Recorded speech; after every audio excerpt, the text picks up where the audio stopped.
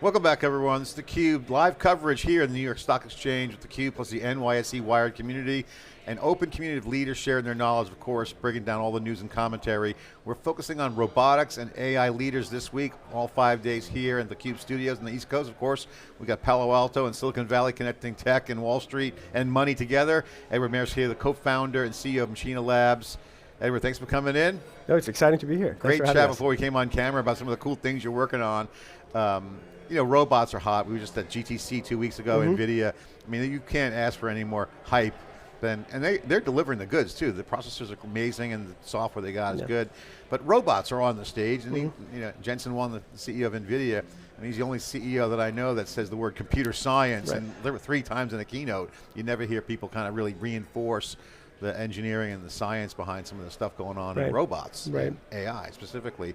Physical AI is a big theme of this week. Safety first. You guys are in the middle of this with robots doing craftsmanship, kind of, you know, really precision, but also versatile. Take a minute to explain what you guys are building, what you guys are working on, and then we can get into some of the cool things. Absolutely. So we are building the next generation of factories, right? We're basically building a robotic system that works like a craftsman. Like you said, we actually call it Robo Craftsman, right? It's a robotic system that can pick up different tools, apply it differently to material, make different types of parts. Because right now, if you look at factories, they're very much specific to the parts they're building, right? The traditional way of building stuff is, you know, you build a factory very specific for the part that you want, for the material that you want. Then when you want to change your design, you want to change your material, you have to change your factory.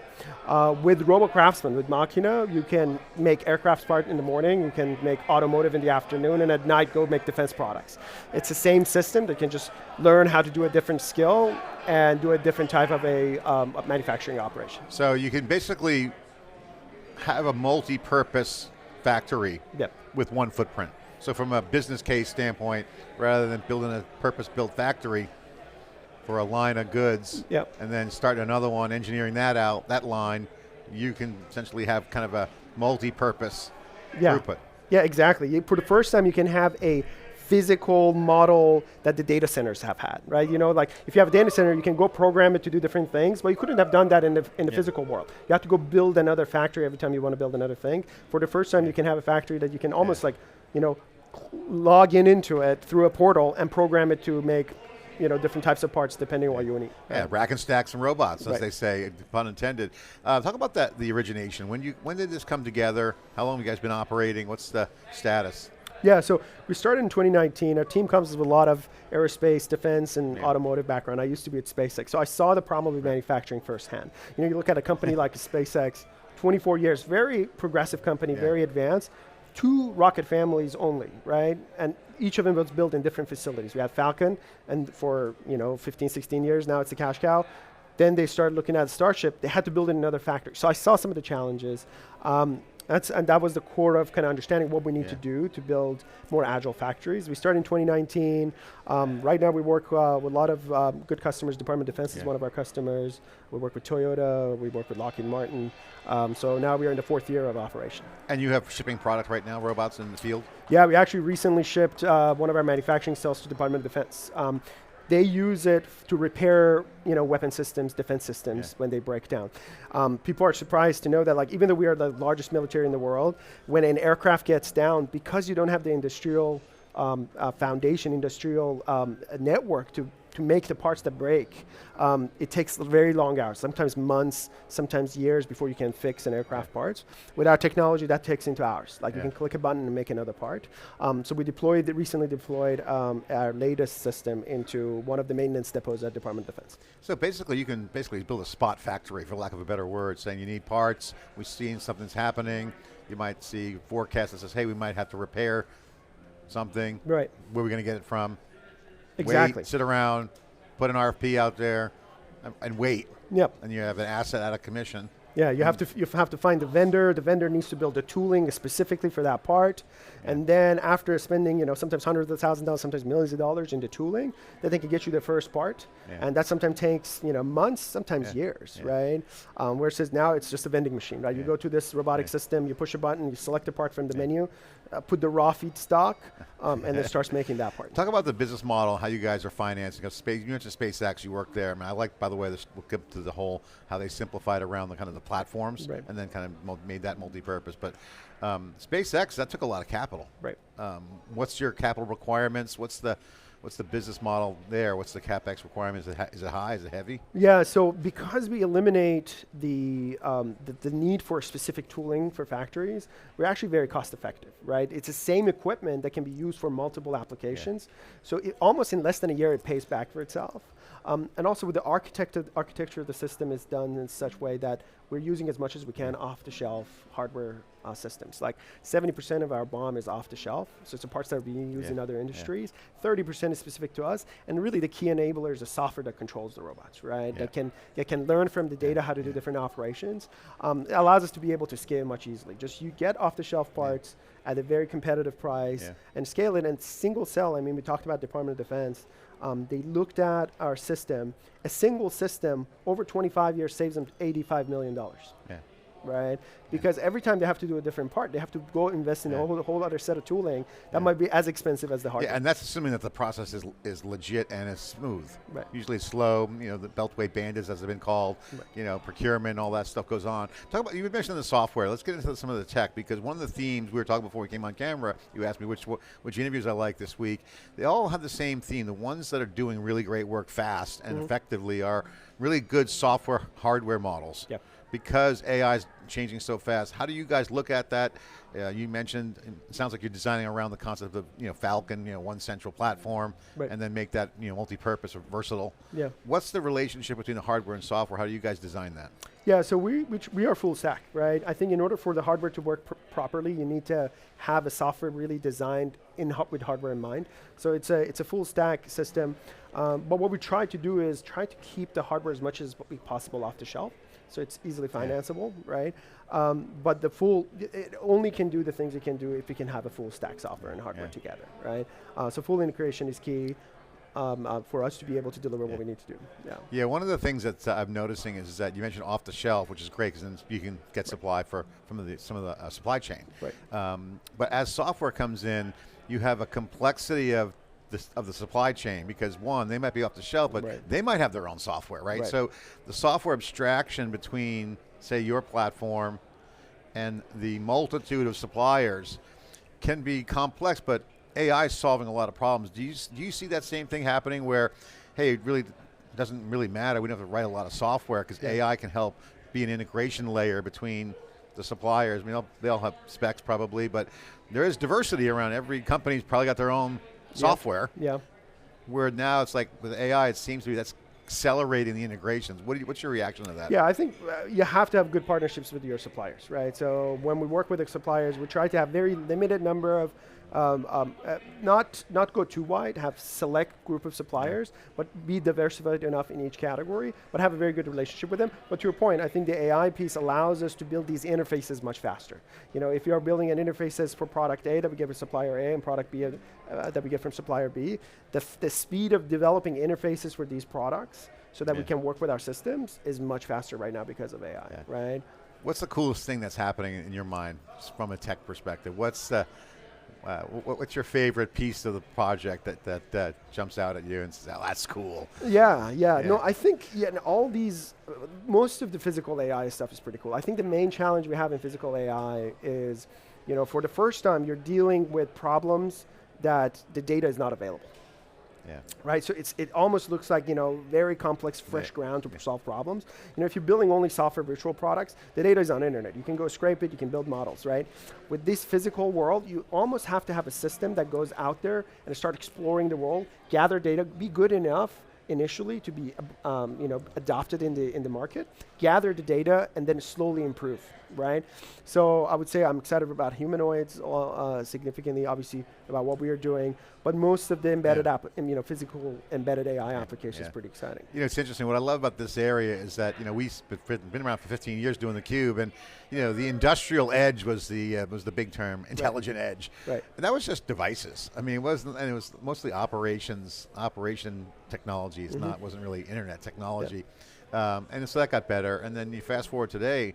Robotics and robots specifically are more than just measurement devices. They're actually active. You have in your robot deploying and building. Yeah. So it's awesome, right? So clearly the game has changed. The intelligent edge has kind of evolved to the human and the robot. Take me through, if I've got a factory, what's it look like? What am I buying? Like, what do the robots look like? Are they tailored? Can they be customized? Yeah. Are they humanoid looking? Yeah. Are they building? Are they just arms? I mean, take us through the robotic element of this and what you guys deploy. So the system itself is actually, if you look at it, it's like a 30-foot by 40-foot system. It's like 16 foot tall. We actually use industrial robotic arms.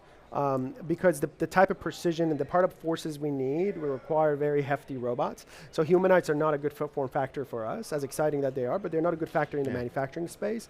And like I said, the real piece is the intelligence. How does the robot picks up different tools, what process parameters it figures out to actually form the accurate part. Now, this whole packet, we call it Robo Craftsman, this whole package can be either deployed, it actually like turns into a set of containers, 2 containers, it almost like a transformer, it closes into a container, you can ship it into any facility. Within the same day it opens up, it self-calibrates, all it needs is power and air, you can put it on any warehouse floor, it self-calibrates, within the same day you can start manufacturing. So you ship it anywhere, same day you have a factory going, right? So that's one way of doing business. That's what we work, for example, when we work with military, that's what we do. We deploy it to their maintenance centers, they get it up. But we also manufacture these and manufacture parts in our own facilities. So when we're working with some of the other suppliers like Toyota and Lockheed, where they want us to manufacture the components for them, we actually have facilities that these robots are operating and manufacturing parts for the customer. You know, we were talking before we came on camera that it's kind of like that scene in The Matrix where he wants to learn how to fly a helicopter. You upload this helicopter skills. Is there a Matrix-like vibe here? Because it sounds like there's some requirements. Obviously, it's going to reason. It comes out of the box. It's going to, like, I'm in a process. Do I have to do any uploading or any kind of LLM? Or what are the requirements? Take me through that piece of it. And so today, we start from a design, and we have a software stack that turns that design and turns it into robot instructions. And then the robots also have their own in-loop kind of control system mind that they look at the almost 150 channels of sensors and adjust to form an accurate part, to make an accurate part. But from there, we're kind of scoping the span of what it does. Like, can the software also help with the design? Can you get to the point where you speak to the system and says, hey, I want a panel for an aircraft, and these are the specifications, and you actually design the part for you, and it starts manufacturing. We actually explored some of this with OpenAI. Their artist in resident actually did this project where you actually could speak to our robotic system. You can say, hey, this is the type of a part that I want. I want a part that looks like a shell structure and has these properties. And the AI system will just come up with a design, and an hour later you have the physical part, which was like 5 foot by 12 foot out in physical reality. So completely now bridge you went almost from a thought to a physical presence. It sourced the requirements, the BOM and everything. Yes, and everything just makes it happen. Yeah, that's awesome. I'm just trying to visualize it like a table. It's like, okay, get the parts there. How much computer vision, you mentioned sensors, what's in the tech in terms of like the awareness? Situational awareness is critical for the reasoning side of it. What are some of the tech that's used? So we have 152 sensors that are gathering, every 4 milliseconds they're gathering data from the system. Now this can be vision sensors, basically, how is the part deforming, or it can be the force. How much force am I applying to the part in this location, right? The challenge in the embedded space, I kind of alluded to this earlier, is that the data doesn't exist, right? So you almost have to build a system that generates its own data and then uses that data to improve itself, right? And that's why traditional factories could never kind of enter this paradigm, because they're not built to generate data at a high rate enough for us to build and learn these models. So we look at a whole array of sensing data from, like I said, vision, 3D scans of the parts that we are doing, the amount of deflections we're seeing in the system, the amount of force that the robot's applying to the part. Like I said, 152 sensor channels every 4 milliseconds. Folks watching is going to be really intrigued because obviously the manufacturing costs are impacted. You got the versatility. It's almost like swapping out assembly lines in real time with the robots being a key part of it. I mean, it's multi-function kind of device at that point, and not to oversimplify it, but what do I do? It sounds hard to me. Like I'm just thinking, I had a factory, I'm not a big manufacturing guy, but studied operations in business school, one class, but I'm thinking to myself, okay, I got an assembly line, I got a factory, I'm building something. It sounds super hard. What do I have to do as a requirement to roll this out? Is it just drop it in? Yeah, I think we try to make it as easy as possible, right? Like ship in a container, opens up, you connect it to power and air, any warehouse floor, it can start forming, right? It self-calibrates, and it can start forming. I think, we unfortunately, we're in the United States, we're in a situation where our industrial base eroded. Yeah. So a lot of people don't even have these capabilities anymore in the US, traditional or new. Right, so there's a lot of greenfield opportunities here. As bad as it is that we have lost industrial base, but there's an opportunity. It's greenfield opportunity to build factories from ground up with these new technologies in mind. I mean, I think there's a whole impact area here. I mean, there's a term called catalytic investing, which is like philanthropy to accelerate things. I mean, if the country wants to have an industrial strength, why lean on the old models? I mean, I can imagine, if we wanted to build something, we could build a factory. Yeah. I mean, with your enablement, there might be more factories emerging. Is that something that you see? Is that something you guys talk about? No, absolutely. I think, obviously we were a manufacturing powerhouse in the 50s and 60s during World War II. Over the last, 5, 6 decades, we kind of optimized this stack of manufacturing, created this huge supply chain, complicated supply chain, and offloaded a lot of this to, mostly Southeast Asia. And the reason that offloading was cost effective is because if you don't have a flexible factory, you need to build a large factory that makes parts for the rest of the world. Right? Because it's not flexible, it better makes a lot of pieces and import it to the rest of the world. So to some extent, this phenomenon that happened that we offshored manufacturing was a technological problem. Because the factories could not be economical by making one part today and the other part. They had sunk costs. They were built out for purposes. The purposes change. Yeah, put them in the cheapest area of labor, make the same thing over and over again, export it to the rest of the world. For the first time with technologies like ours, that paradigm shifts. You can actually make it cost effective and flexible enough to put a factory in the United States near the communities that are going to use the product, right? I like that Starlink background. I want to come back to that because you mentioned that in context to the beginning. If you think about their objective, they just want to get to space. So that was the sole purpose. Now they could do a variety of things in space. You got to get to space. You got to take off and land. So you mentioned that they built kind of around the Falcon, and that became a cash cow. In a way, that theme is coming back to manufacturing, where it's like it's just a system concept. Hey, if you build a core platform, and then you can do other things. Here, the objective is not to get to space, but to build stuff. So to your point about factories, they were built for a purpose. The end game, a specific purpose, device, outcome, not generic outcome of building stuff. So that seems to be the wave that's happening now. And that's just, I mean, that's been, if you're in software, that's been around for, architecture's been around for years. Now it's coming to robotics because the standards are being built. Is that the pattern that you see happening where people are starting to think like a systems person and saying, hey, I'm going to build something. I want to have the best leverage possible. No, absolutely. I think in the world where asset is not a attractive thing to keep on your balance sheet, you want an asset that's very productive, right? So you want an asset that can do different types of things. But also I think one thing you mentioned is like, you said, well, we built Falcon, now we can take a lot of stuff into space and do all these different applications. But also with our technology, now for the first time also you can do manufacturing in space, right? Actually that was a contract we did with NASA around having a robotic system that can assemble things and build things in space. But you cannot take traditional factories into space. If tomorrow we go to Mars, we go to Moon, you have to have a flexible system that can do multiple operations. You can not have a multi-ton press to go into Moon and do manufacturing. Well, Edward, you solve a problem that I've been saying on the CUBE pod jokingly to the space tech friends when they deploy technology so cheaply now. So I would say, oh, it's hard to do break fix in space. Software uploads is kind of my point. But now you can do break fix. Repair. Exactly. So with what you're doing. Exactly. It's kind of an interesting kind of full circle moment there. But I mean, this is the efficiency. How do you optimize your time right now? I mean, what's your focus? What is your main driving force focus right now? I think what we're trying to do is like, we have this core technology, like you said, it's a platform. So what we're working on right now is integrating this platform in certain verticals as much as we can to be full stack so that we can get the benefits out there. To your point, we have this very complicated industrial base that exists today, and that industrial base is not going to just change easily. They cannot just change one part of it and say, okay, this part can be robo-craftsman. We almost have to rethink that industrial base. So a lot of the focus of the team right now is work with our customers like Lockheed, like Toyota, like Department of Defense, and build the end-to-end system that can easily go from raw material to a final product they can use in the field immediately. right? So most of the focus is around that and vertical integration. You know, one of the things I was going to ask you to kind of end the segment is there's a lot on like naysayers in robotics right now. I don't understand where that comes from, but maybe the hype. I mean, like I said, Jensen's talking about all the time. Robots are cool. I mean, what's not to like about robots? Yeah. But it does put fear into maybe some people don't understand that, but it's coming. It's here. What would you say to people that are watching, that are learning about robotics, impact of their lives, not necessarily getting into the industries themselves, but the benefits of robotics?